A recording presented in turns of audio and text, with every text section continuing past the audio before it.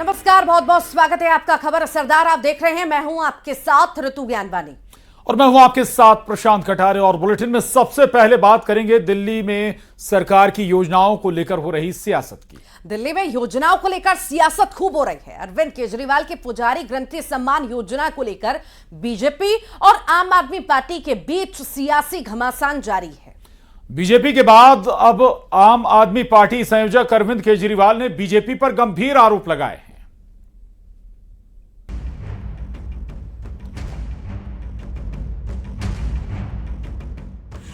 दिल्ली में पुजारी ग्रंथी सम्मान योजना के लिए रजिस्ट्रेशन का काम आज से शुरू हो गया है। दिल्ली के पूर्व मुख्यमंत्री अरविंद केजरीवाल ने दिल्ली में मरघट वाले बाबा हनुमान मंदिर से इस योजना के रजिस्ट्रेशन की शुरुआत की। अपने पत्नी के साथ मंदिर पहुंचे केजरीवाल ने मंदिर के पुजारियों का रजिस्ट्रेशन कराया। वहीं दिल्ली के मुख्यमंत्री आतिशी ने ग्रंथियों के रजिस्ट्रेशन की प्रक्रिया शुरू की। आतिशी ने करोल बाग के संत सुजान सिंह गुरुद्वारे में रजिस्ट्रेशन की प्रक्रिया शुरू की। दरअसल कल सोमवार को अरविंद केजरीवाल ने पुजारी ग्रंथी सम्मान योजना का ऐलान किया था, जिसके तहत वादा किया कि विधानसभा चुनाव के बाद आम आदमी पार्टी की सरकार बनी तो मंजी के पुजारियों और गुरुद्वारे के ग्रंथियों को 18,000 रुपए सम्मान राशि दी जाएगी। केजरीवाल के इस ऐलान के बाद से ही दिल्ली में सियासत तेज हो गई है। इस मामले में बीजेपी और कांग्रेस दोनों ही पार्टी केजरीवाल पर हमलावर हैं। वहीं बीजेपी और आम आदमी पार्टी के बीच इस मुद्दे पर पोस्टर वॉर भी शुरू हो गया है। बीजेपी ने भूल भुलैया फिल्म के किरदार के रूप में केजरीवाल को दिखाते हुए चुनावी हिंदू बताया, तो आम आदमी पार्टी ने बीजेपी के राज्यों में इस योजना को लागू करने की चुनौती दे डाली। हम पुजारियों को और ग्रंथियों को एक सम्मान देना चाहते हैं, एक सम्मान राशि देना चाहते हैं, तो आप हमें गाली क्यों निकाल रहे हैं? आप हमें उल्टा सीधा क्यों बोल रहे हैं? मैं तो बस हाथ जोड़ के भारतीय जनता पार्टी से निवेदन करूंगी कि पुजारियों के मुद्दे पर, ग्रंथियों के मुद्दे पर इतने सम्मान योग जो लोग हैं उन पर राजनीति ना की जाए। जितनी भी घोषणाएं अरविंद केजरीवाल कर रहे हैं, आज भी सरकार इनकी है ना, इनको आज लागू क्यों नहीं करते? क्या करना है? एक मीटिंग ही तो बुलानी है। अगर इनको काम करना होता तो ये 12 साल में करके दिखाते। जितनी घोषणाएं ये कर रहे हैं, जो फॉर्म भरवाना है वो झांसा देना है, धोखा देना है, वो अब भी चल रहा है, वो अभी चल रहा है। कि दिल्ली में सरकार बनने के बाद अगली सरकार में दिल्ली के पुजारियों को, दिल्ली के ग्रंथियों को, जो भक्त और भगवान के बीच में, परमात्मा और व्यक्ति के बीच में एक तरह से सेतु का काम करते हैं, उन्हें सम्मान राशि के रूप में 18,000 रुपये हर महीने दिया जाएगा। और आज सभी पुजारियों द्वारा ये प्रार्थना की गई, मुझे बहुत अच्छा लगा। मुझे पूरी उम्मीद है कि भगवान श्री राम की कृपा और भगवान हनुमान जी की कृपा हमारे ऊपर रहेगी। ये कह रहे हैं ना कि हम पैसा देंगे ग्रंथियों को पैसा देने के लिए इनको साइन करना पड़ेगा। 2100 रुपये महिलाओं को देने के लिए फाइल पे साइन करना पड़ेगा। जैसे ही साइन करेंगे जेल चले जाएंगे। तो या तो जेल चले जाएं और एक स्कीम को साइन कर दें, या बताएं मुख्यमंत्री कौन है? तो आपका कौन हो? यही नहीं, केजरीवाल की इन योजनाओं को लेकर पुजारी भी आमने सामने आ गए हैं। पुजारियों के रजिस्ट्रेशन के लिए अरविंद केजरीवाल के मंदिर पहुंचने पर बीजेपी पुजारी प्रकोष्ठ के लोगों ने विरोध किया है। वहीं योजना के समर्थन में भी कई पुजारी खड़े रहे। केजरीवाल की इस नई योजना को लेकर पुजारियों और ग्रंथियों में अलग अलग राय है। योजना का समर्थन तो लगभग सभी कर रहे हैं, लेकिन इसके लागू होने को लेकर ज्यादातर पुजारी में संयम भी है। Bureau report, news 18।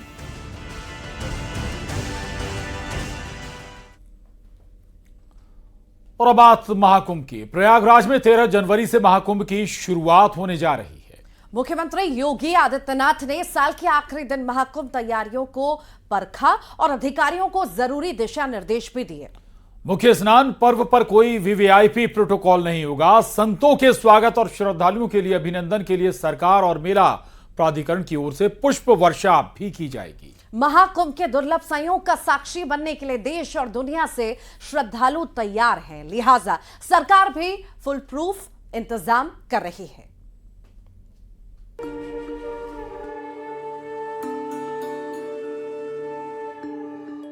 महाकुंभ का काउंटडाउन, तैयारी पूरी।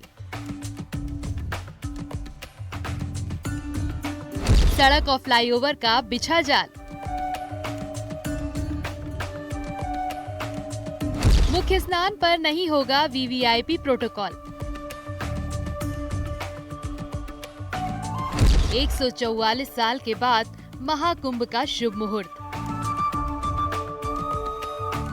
संगम की ये तस्वीरें बताने के लिए काफी है कि योगी सरकार किस तरह से भव्य और दिव्य महाकुंभ के आयोजन की तैयारी कर रही है। साल के आखिरी दिन खुद सीएम योगी ने तैयारियों को परखा और ग्राउंड जीरो पर पहुंचे। मेला प्राधिकरण सभागार में समीक्षा बैठक के बाद सीएम योगी ने कहा कि मेरा दायित्व है कि आपको महाकुंभ की तैयारियों से अवगत कराऊं।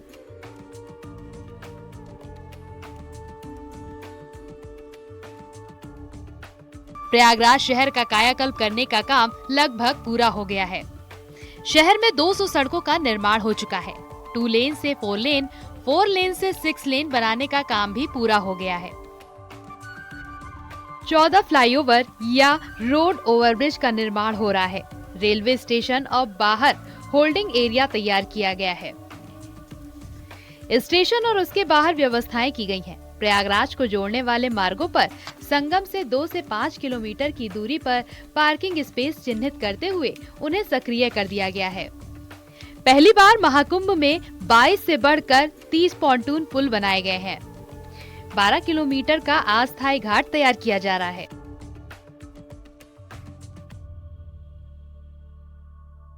ये कार्यक्रम युद्ध स्तर पर आगे बढ़ रहा है और लोगों में उत्साह है। देश और दुनिया प्रयागराज कुंभ में आने के लिए उत्सुक है। उत्तर प्रदेश और देश के इस सबसे बड़े आध्यात्मिक और धार्मिक समागम को अपनी आंखों से देखना चाहता है।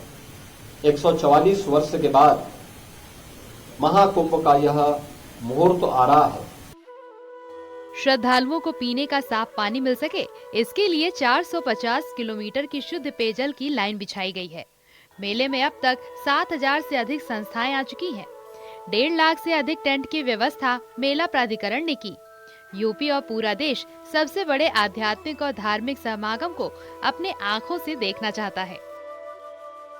144 साल के बाद महाकुंभ का ये मुहूर्त आ रहा है। इस महासमागम का साक्षी देश और दुनिया बनना चाहती है। 13 जनवरी को पौष पूर्णिमा के दिन पहला स्नान पर्व संपन्न होगा। मकर संक्रांति 14 जनवरी को पहला शाही स्नान यानी अमृत स्नान होगा। 29 जनवरी को मौनी अमावस्या का मुख्य स्नान पर्व होगा। मौनी अमावस्या में 6 से 8 करोड़ श्रद्धालुओं के पहुंचने की उम्मीद है। 3 फरवरी को बसंत पंचमी है। 12 फरवरी को माघी पूर्णिमा का स्नान होगा। 26 फरवरी को महाशिवरात्रि के साथ महाकुंभ का समापन होगा। योगी आदित्यनाथ आज के दौरे में करीब 4 घंटे तक शहर में रहे और इस दौरान उन्होंने न केवल तैयारियों का स्थलीय निरीक्षण किया बल्कि समीक्षा भी की और अधिकारियों को जरूरी दिशा निर्देश भी दिए हैं। सीएम योगी आदित्यनाथ ने उम्मीद जताई है शहरवासियों से भी कि ये महाकुंभ 2019 के तर्ज पर ही एक बार फिर से हर मानक पर खरा उतरेगा और ये स्वच्छता के साथ ही साथ ये आतिथ्य सेवा का भी, आतिथ्य सत्कार के लिए भी प्रयागवासियों के लिए एक मौका है और इसमें सब बढ़ चढ़कर अपना योगदान देंगे। कैमरा पर्सन नरेश सैनी के साथ सर्वेश दुबे, न्यूज 18 प्रयागराज। और संभल में सियासी घमासान जारी है। इस बार संभल की जामा मस्जिद के पास बनाई जा रही चौकी पर समाजवादी पार्टी ने सवाल खड़े किए हैं। ओवैसी ने तो यहां तक दावा कर दिया है कि यह चौकी वक्फ की जमीन पर बनाई जा रही है। एसपी सांसद बर्ग से भी संभल हिंसा और बिजली चोरी के मामले में पुलिस पूछताछ कर सकती है। ये रिपोर्ट देखिए।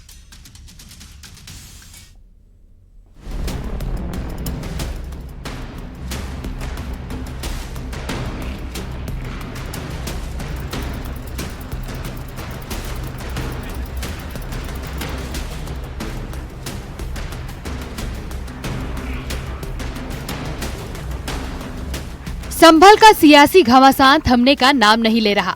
संभल हिंसा के बाद सियासी वार पलटवार चरम पर है। इस बार मामला संभल में जामा मस्जिद के पास पुलिस चौकी बनाने का है। पुलिस चौकी बनाने का काम तेजी से चल रहा है। अब तक करीब 10 से 12 फीट तक पुलिस चौकी की दीवारें बन गई हैं और पिलर खड़े हो रहे हैं। भारी पुलिस फोर्स की मौजूदगी में पुलिस चौकी बन रही है। संभल में हुई हिंसा के बाद यहाँ पुलिस चौकी बनाई जा रही है। वहीं समाजवादी पार्टी संभल में जामा मस्जिद के सामने पुलिस चौकी बनाने का विरोध कर रही। जिस पर बीजेपी ने एसपी पर निशाना साधते हुए अपराधियों को संरक्षण देने का आरोप लगाया है। समाजवादी पार्टी को यह भी बुरा लग रहा है कि क्यों अपराधियों पर, दंगाइयों पर नियंत्रण के लिए पुलिस चौकी का स्थापना हो रही है। अब हिंदू वहां पूजा कर रहे हैं, जो तमाम मंदिर निकल रहे हैं, उसका भी विरोध वहां स्थानीय समाजवादी पार्टी के सांसद कर रहे हैं। तो ये विरोध की जो राजनीति समाजवादी पार्टी कर रही है, उससे स्पष्ट है कि उनका डीएनए अपराधियों, माफियाओं और दंगाइयों के समर्थक होने का है। AIMIM नेता असुद्दुद्दीन ओवैसी ने संभल में जामा मस्जिद के बाहर बन रही पुलिस चौकी पर बड़ा दावा किया है। ओवैसी ने ट्वीट कर दावा किया कि जामा मस्जिद के सामने जो पुलिस चौकी बन रही है वो वक्फ की जमीन पर बन रही है। ओवैसी ने ट्वीट कर लिखा कि प्राचीन स्मारक अधिनियम के तहत संरक्षित स्मारकों के पास निर्माण प्रतिबंधित है। वहीं संभल के एसपी सांसद जियाउर रहमान बर्क की मुश्किलें बढ़ती जा रही हैं। बर्क से पूछताछ हो सकती है। बर्क पर लोगों को भड़काने का आरोप है। जियाउर रहमान बर्क पर बिजली चोरी को लेकर भी FIR दर्ज है।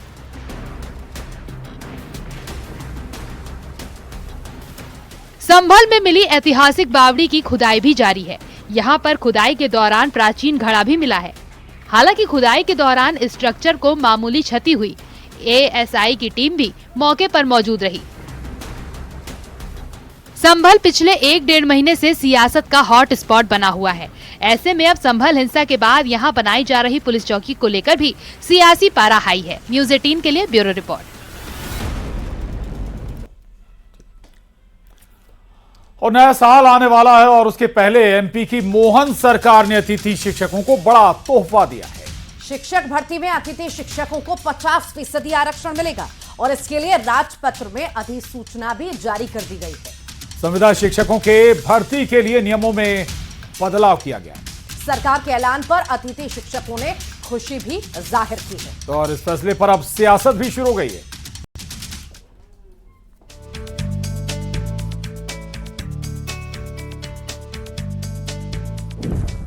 गुरुजी को न्यू ईयर गिफ्ट।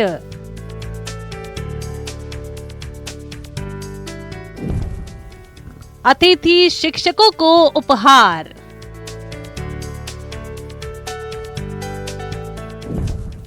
सरकार का बड़ा ऐलान।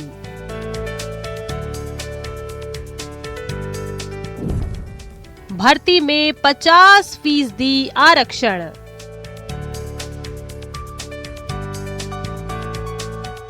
मध्य प्रदेश के अतिथि शिक्षकों को सरकार ने न्यू ईयर गिफ्ट दिया है। भर्ती में अतिथि शिक्षकों को 50% आरक्षण मिलेगा।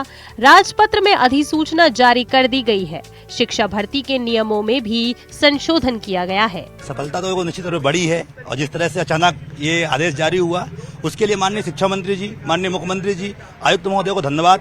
और हमें उम्मीद है कि आगे जो भी बचे हुए महापंचायत के साथ घोषणाएं हुई थी कि खासतौर पे विभागीय परीक्षा और बोनस अंक, तो हमें उम्मीद है कि जल्द ही इस पर भी सरकार निर्णय लेगी। और हमारे उन साथियों को जो अनुभवी हैं लेकिन उम्र दराज हो चुके हैं, आपको पता है कि यह व्यवस्था 2007 से लागू है और लगभग साथी हमारे ओवरेज हो चुके हैं क्योंकि अब पारिवारिक जिम्मेदारी भी हो गई उनके ऊपर, तो पढ़ाई करना संभव नहीं है। तो अब विभागीय परीक्षा से अधिकतर लोगों को लाभ मिलेगा, लेकिन यह एक बड़ा निर्णय है। इसमें से हमारे कम से कम 5 से 7 हजार साथियों को हर भर्ती में मौका मिल पाएगा। जितनी भर्तियों में जगह निकलती है तो 50% पद बहुत होते हैं लगभग। तो जो नए लोग हैं जो पढ़ाई कर सकते हैं वो परीक्षा उत्तीर्ण करेंगे, चयन परीक्षा उत्तीर्ण करेंगे और वो निश्चित रूप से नियमित शिक्षक बन पाएंगे।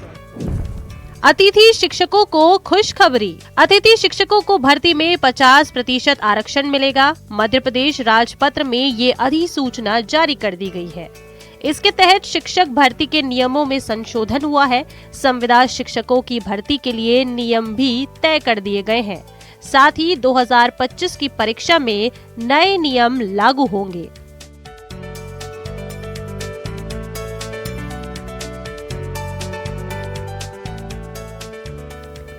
आरक्षण का लाभ पाने के लिए अतिथि शिक्षकों को शर्तें पूरी करनी होंगी। क्या हैं वो शर्तें, आइए जानते हैं। आरक्षण के लिए कुछ शर्तों को पूरा करना होगा। 3 शैक्षणिक सत्रों में 200 दिन का शैक्षणिक अनुभव होना जरूरी होगा। साथ ही प्रत्येक सत्र में कम से कम 30 दिन काम अनिवार्य होगा।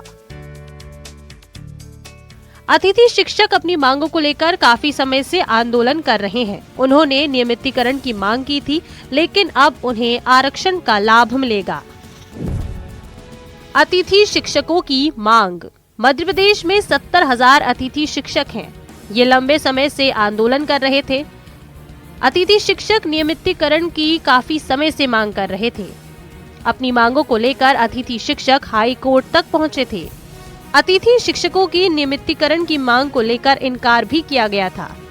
वहीं भर्ती में आरक्षण की बात कही गई थी।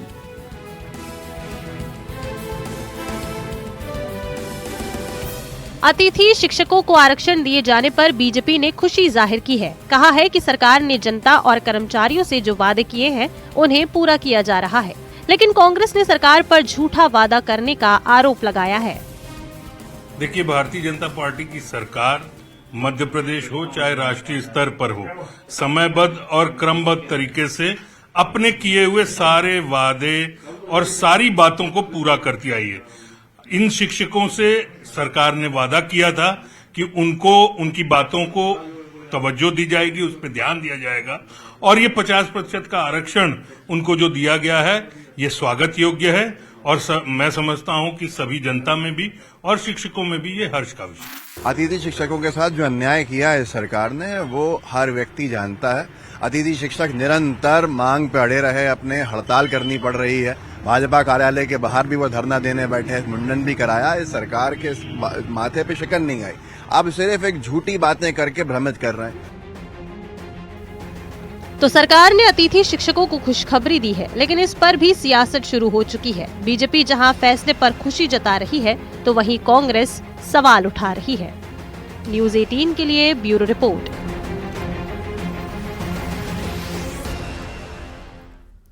और कैसे पश्चिमी राजस्थान के जैसलमेर जिले में बोरवेल के खुदाई के दौरान अचानक इतने बड़े पैमाने पर पानी निकलना शुरू हो गया कि इलाके में सैलाब आ गया। पानी का प्रेशर इतना ज्यादा था कि लोग उसे देखकर हैरान रह गए। कुछ ही देर में पानी आसपास के एरिया में भर गया। और अब लोग ये पूछ रहे हैं कि क्या ये सरस्वती नदी का पानी है।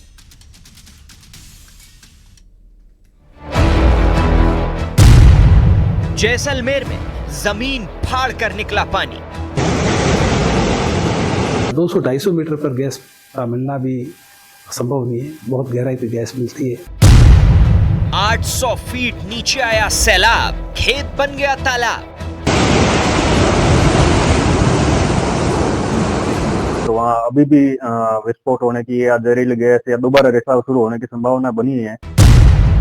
रेगिस्तान में जलधारा, सरस्वती नदी या फव्वारा। राजस्थान के जैसलमेर से ऐसी तस्वीरें सामने आई जिन्हें देखकर हर कोई हैरान है। मोहनगढ़ इलाके में खेत में खुदाई के दौरान अचानक जमीन के नीचे से भारी मात्रा में पानी निकलने लगा। मीठे पानी के लिए करीब 800 फीट की खुदाई की गई थी, जिसके बाद वहां पानी की इतनी तेज धार निकली कि पूरा इलाका जलमग्न हो गया। रेगिस्तान में सैलाब आ गया। पानी अचानक इतनी तेजी से आया कि खुदाई के लिए लाई गई 22 टन भारी मशीन से लदा ट्रक जमीन धंसने से 850 फीट गहरे गड्ढे में समा गया। पानी जमीन के कई फीट नीचे से प्रेशर के साथ ऊपर की तरफ आ रहा था। करीब 4 फीट ऊपर तक आ रहा पानी थोड़ी ही देर में खेत के चारों तरफ फैल गया और देखते ही देखते रेगिस्तान में नदी बहने लगी। करीब 48 घंटे बाद पानी की रफ्तार तो कम हो गई और पानी का बहाव भी थम गया, लेकिन रेगिस्तान में सैलाब कैसे आया ये सवाल बना हुआ। कई लोगों का दावा है कि ये सरस्वती नदी जो काफी सालों पहले विलुप्त हो गई, अब वो वापस आ गई।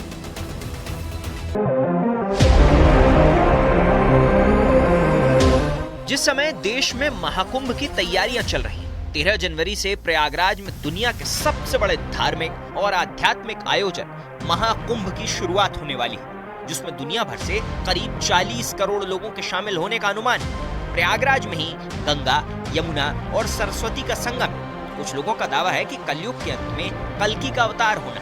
उससे पहले जैसलमेर में सरस्वती नदी मिल गई, क्योंकि पौराणिक मान्यताओं के मुताबिक महाभारत काल में सरस्वती नदी को दुर्वासा ऋषि से यह श्राप मिला था कि वो कलयुग आने तक लुप्त हो जाएंगे और कल्कि अवतार के बाद ही उनका धरती पर आगमन होगा और तब सरस्वती नदी में स्नान करने से लोगों को सभी सुखों की प्राप्ति होगी। घर वास्ते ट्यूबवेल खोदा हुआ कृषि वास्ते तो नीचे ज्यादा गहरो जाने के बाद में गैस आ गई। गैस की परत फटने मतलब पानी अपने आप बाहर आ गया।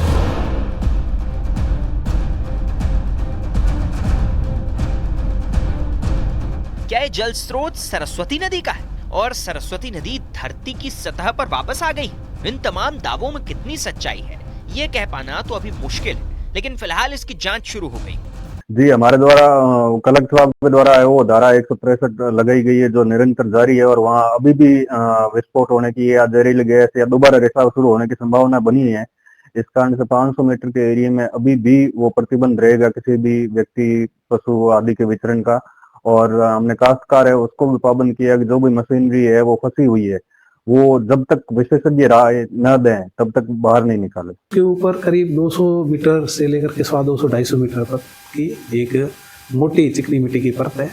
जैसे ही उस चिकनी मिट्टी की परत को पंचर करके एक्वीफर पे पहुंचा जाता है तो पानी अपने आप ही उस जो हमारे यहाँ का जो वाटर लेवल है तो नॉर्मली वहाँ से 20-30 मीटर है उसको मेंटेन करने की कोशिश करता है। और आज भी जो यहाँ पे जो कंडीशन जो ये पानी का बहाव दिखाया जा रहा है वो पूरा उस आर्टिजन कंडीशन की वजह से है और पानी अपने स्टैटिक वाटर लेवल को मेंटेन करने के लिए सतह के ऊपर उठ रहा है।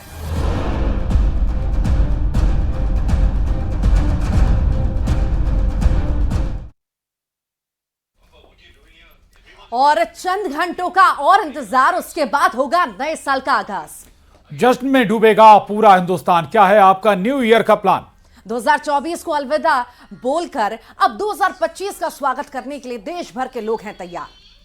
कोई अपनी फैमिली के साथ तो कोई अपने दोस्तों के साथ 2025 का स्वागत करने के लिए तैयार है। देखिए रिपोर्ट।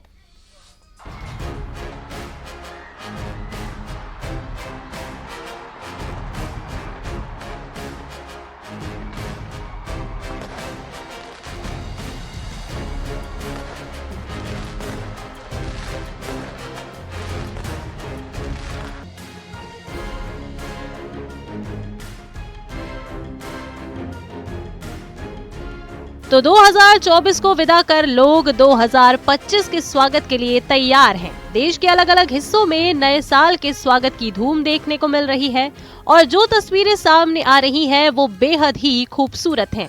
सबसे पहले आपको देश के अलग अलग मंदिरों से सामने आई तस्वीरें दिखाते हैं। आज साल का आखिरी दिन है। साल के आखिरी दिन मंदिर में भी भक्तों की भीड़ लगी है। देश के अलग अलग मंदिरों में सुबह से ही श्रद्धालुओं की लंबी लंबी कतारें लगी हैं। उज्जैन के महाकालेश्वर मंदिर में 2024 की अंतिम भस्म आरती धूमधाम से संपन्न हुई। बाबा महाकाल सुबह 4 बजे जागे। उन्हें गर्म जल पंचामृत अभिषेक के बाद विशेष श्रृंगार से सजाया गया। महानिर्वाणी अखाड़े ने भस्म रमाई। भस्म आरती के दौरान बाबा महाकाल का ऐसा श्रृंगार देख सभी अभिभूत हो गए। श्रद्धालुओं ने इस दौरान जय श्री महाकाल का उद्घोष भी किया।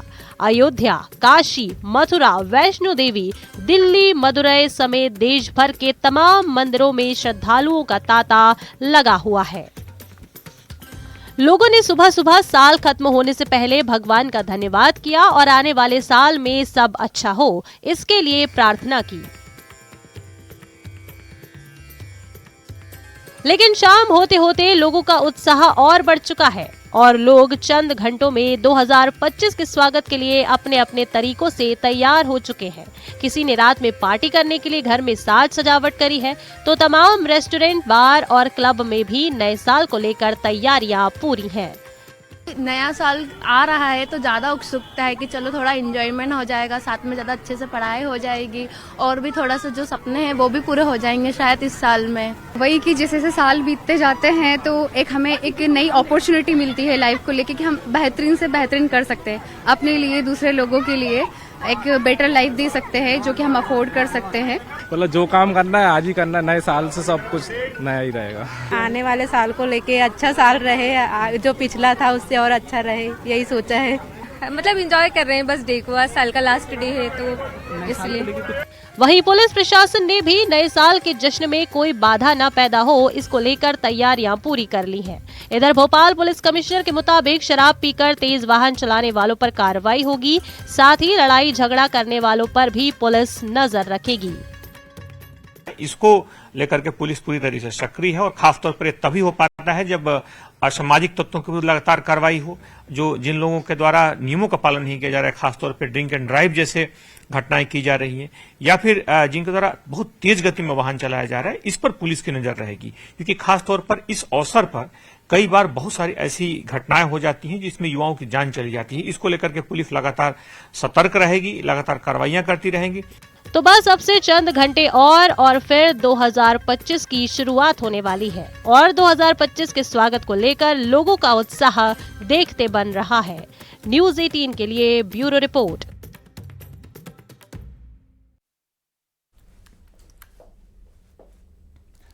भारत समेत दुनिया के कई देश अभी नए साल के इंतजार में, लेकिन न्यूजीलैंड में रात के 12 बजते ही नए साल का जश्न शुरू हो गया।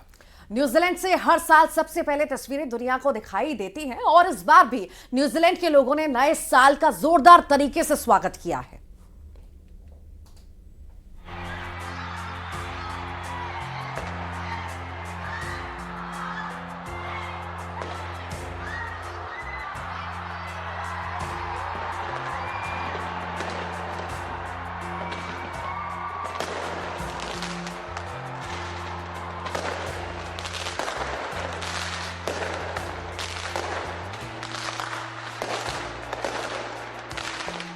काउंटडाउन के बाद आतिशबाजी होते ही नए साल का जोरदार तरीके से स्वागत किया गया। तस्वीरें न्यूजीलैंड से आई हैं। यहाँ के ऑकलैंड शहर में हर बार की तरह दुनिया के नए साल का पहला जश्न देखने को मिला। ये नए साल को सेलिब्रेट करने वाला दुनिया का पहला शहर है। इस दौरान ऑकलैंड के सबसे फेमस स्काई टावर को जगमगाती लाइटों से सजाया गया, जिसकी सुंदरता देखते ही बन रही थी।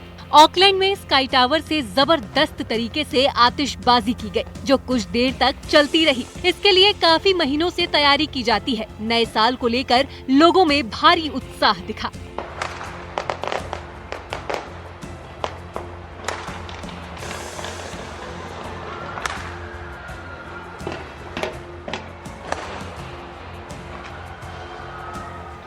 न्यूजीलैंड का ऑकलैंड दुनिया के सबसे पूर्वी भाग में मौजूद एक प्रमुख शहर है। दरअसल नया दिन दुनिया के पूर्वी हिस्से से शुरू होता है, इसलिए दिन की शुरुआत यहीं पर पहले होती है। और इसी के साथ ही खबर सरदार में आज के लिए इतना। बने रहिए न्यूज़ 18 के साथ।